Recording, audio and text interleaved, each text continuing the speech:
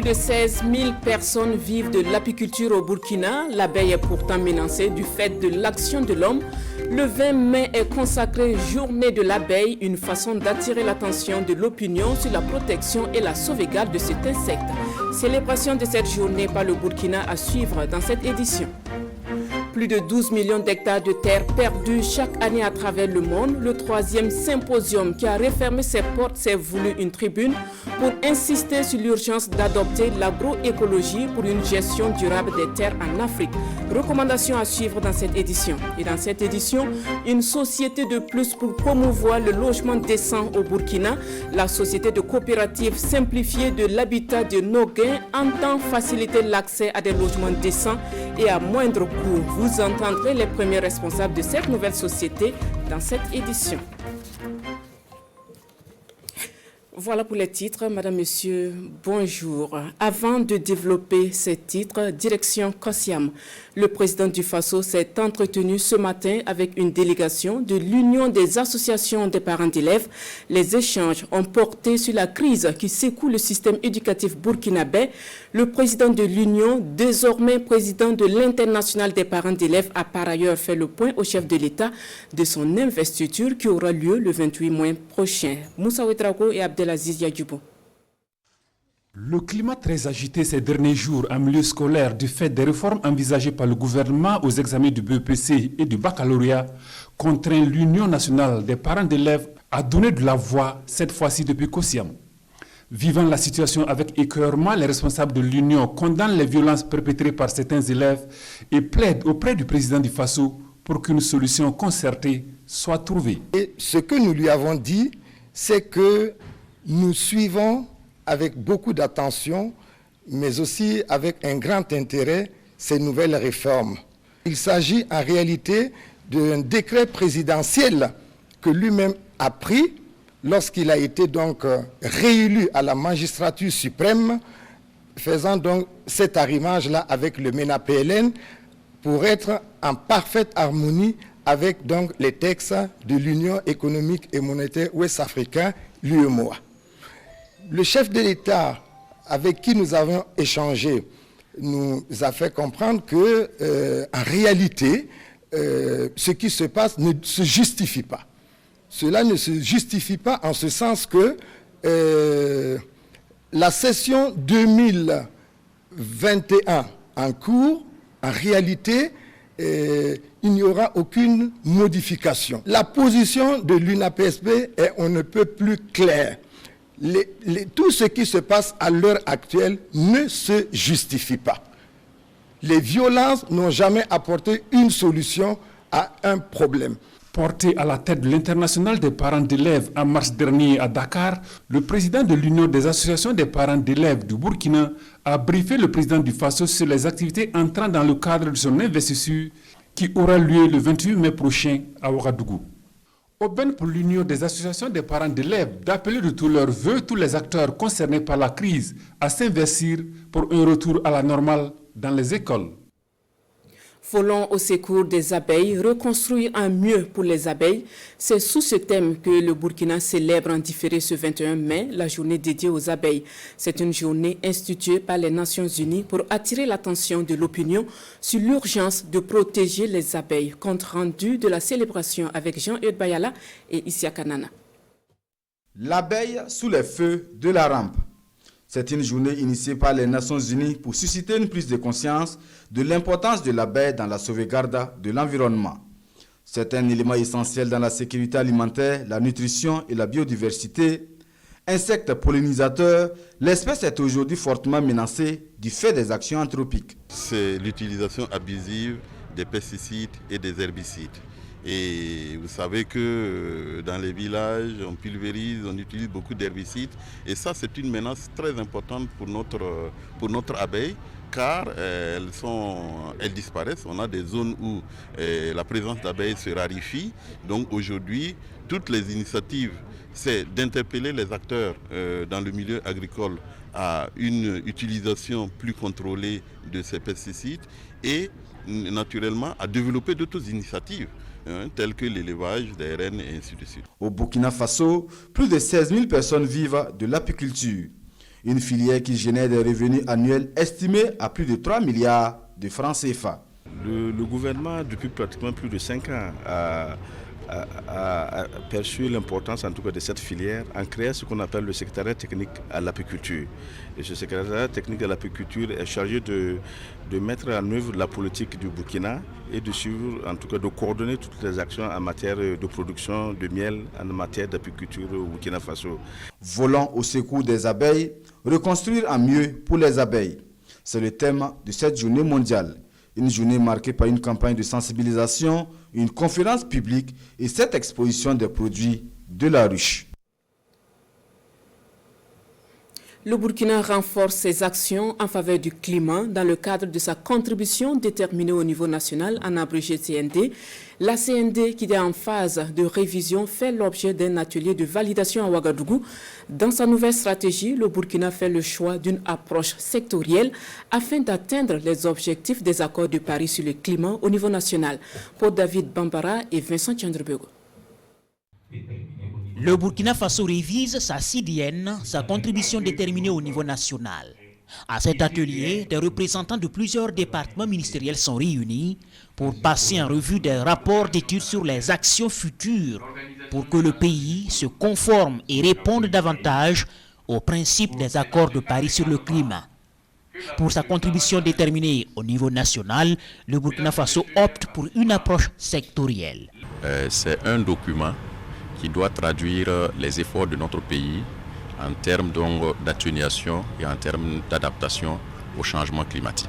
Le Burkina Faso, dans son approche, a estimé qu'au-delà du niveau national, il faut aller au niveau sectoriel pour qu'au niveau de chaque secteur, on puisse connaître exactement quelles sont les actions en matière d'atténuation, en matière d'adaptation, qui devrait aider le Burkina Faso à faire face à ses obligations en lien avec l'accord de Paris. L'agriculture, l'élevage et l'environnement, l'énergie, les transports, l'urbanisme et les infrastructures sont autant de secteurs pris en compte dans la CDN du Burkina Faso, un document de référence pour les actions en faveur du climat. Plusieurs partenaires techniques et financiers accompagnent le Burkina Faso dans la mise en œuvre de sa CDN. Eux sont responsables d'unités de production et de distribution d'eau préemballée et ils renforcent leurs capacités pour améliorer la qualité de leurs prestations. La formation va durer 2 jours et elle est initiée par le Laboratoire national de santé publique. L'ouverture des travaux avec Moussa Ouedraogo et Estelle Judith Assokba. Alexandre Delma vient d'acheter un sachet d'eau pour étancher sa soif. Comme lui, ils sont nombreux aujourd'hui à procéder ainsi, surtout en cette période de canicule, même s'ils ignorent la qualité de cette boisson. Selon les statistiques du Laboratoire national de santé publique, on dénombre plus de 200 marques d'eau. Malheureusement, une grande partie n'est pas régulièrement contrôlée par le laboratoire. Les résultats des analyses effectuées en 2020 sur les échantillons d'eau préemballés sous protocole montrent que 99% des non-conformités microbiologiques enregistrées sont dues au moins au coliforme. Ce facteur combiné à un taux anormalement élevé de fluor revivifiable à 37 degrés Celsius laisse présager une insuffisance dans la mise en œuvre des bonnes pratiques d'hygiène au sein des unités de production d'eau concernées. Le risque immédiat est donc la mise sur le marché d'eau de mauvaise qualité, impropre à la consommation humaine. Au regard de ces insuffisances, une formation des responsables des unités de production sur les bonnes pratiques en matière de production et de distribution des eaux préemballées s'avère nécessaire. Cette formation sera donc axée essentiellement sur l'interprétation des textes réglementaires régissant le secteur d'activité de la production d'eau préemballée au Burkina Faso, les risques sanitaires liés à la production et à la distribution d'eau de mauvaise qualité, la mise en place d'une démarche qualité et la gestion des risques dans les unités de production. Le ministre Chalmin Ouedraogo invite tout consommateur des eaux préemballées à la vigilance et à s'assurer que ces eaux sont passées sous le contrôle du laboratoire en vue de réduire l'incidence des maladies dues aux manipulations malencontreuses des eaux fabriquées dans les unités de production. L'agroécologie comme solution à la préservation de la santé des terres, c'est la principale recommandation issue du 3e symposium scientifique international sur la gestion durable des terres. La rencontre qui a réaffirmé ses portes ce 19 mai était axée sur l'accès aux intrants, aux innovations et matériels agricoles pour une gestion durable des terres en Afrique. Bernard Kombilem et bienvenue dans ça. Le 3e symposium scientifique international sur la gestion durable des terres se referme après 4 jours de travaux. Une rencontre qui tire la sonnette d'alarme sur les dangers que représente la dégradation des terres dans le monde. Au Burkina Faso, 470 000 hectares de terres se dégradent par an, contre 30 000 hectares récupérés selon ces acteurs de la recherche. À cette occasion, plusieurs solutions sont proposées aux petits producteurs agricoles d'Afrique pour des sols sains et une sécurité alimentaire et nutritionnelle durable. Il y a d'abord ce que nous connaissons tous et qui n'est pas suffisamment utilisé, c'est ce que nous appelons les bonnes pratiques agricoles.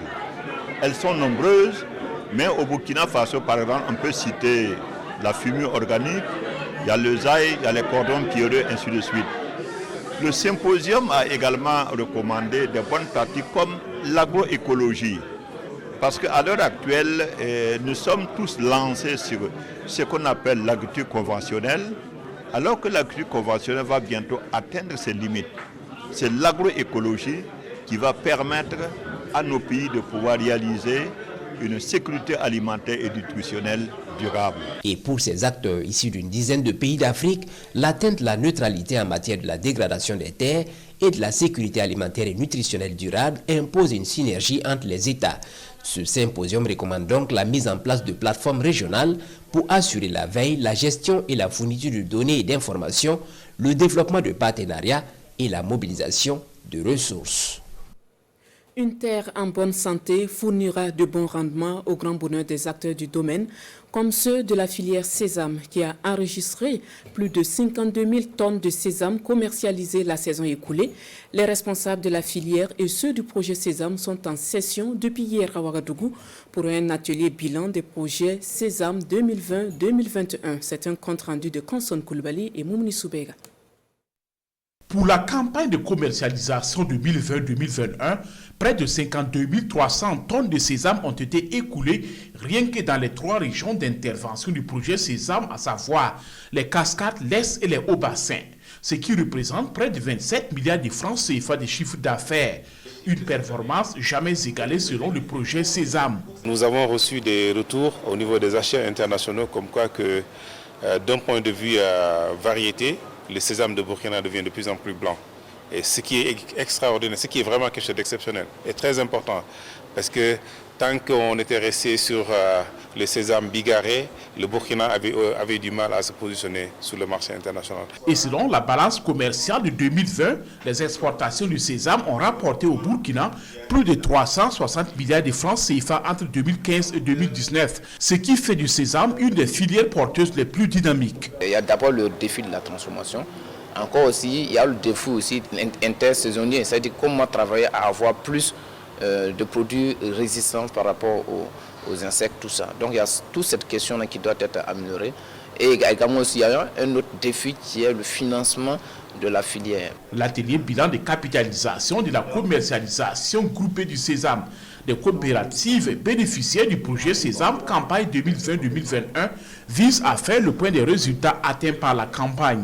Une occasion également pour le projet Sésame de remettre des attestations de reconnaissance aux meilleures coopératives des 3 régions d'intervention du projet.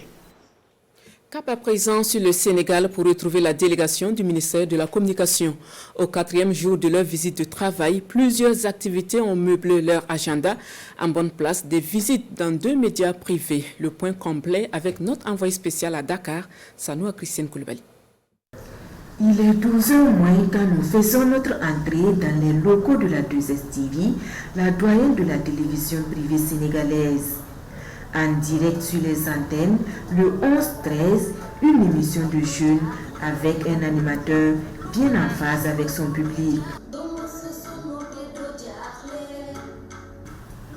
Juste à côté, une émission en enregistrement.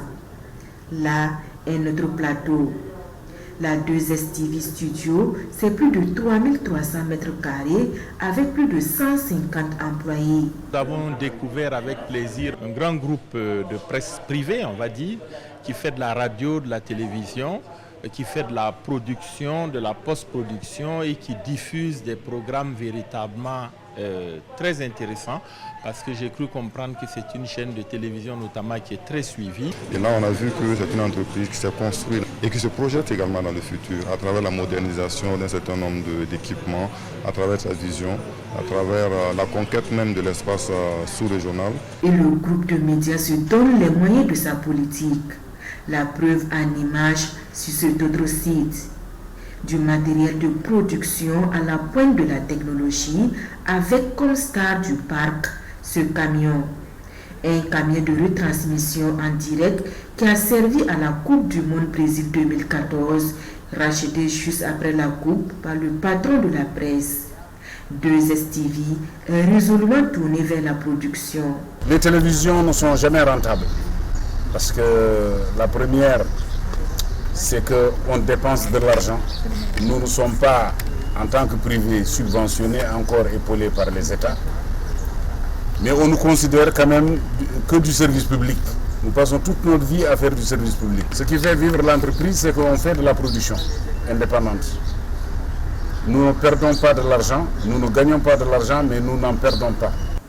Dans le paysage médiatique sénégalais également, cet autre groupe immédiat, l'un des plus jeunes, porté par des professionnels qui disent être descendus dans l'arène médiatique pour mener la bataille de la souveraineté culturelle. Foncier au Burkina, elle dit être différente des autres sociétés immobilières. Elle, c'est la société de coopérative simplifiée de Noguin qui s'engage à faciliter l'accès à des logements décents et à moindre coût au profit de ses membres. Les responsables de cette société étaient hier face à la presse pour mieux faire connaître les missions de la société. Compte rendu de Jean-Eudes Bayala et Isia Kanana. Portée sur les fonds baptismaux en août 2020, la société de coopérative à simplifier de l'habitat selon ses initiateurs est née de la volonté des habitants de Noguin de pallier le déséquilibre dans la gestion du foncier et la précarité en matière de logement au Burkina Faso.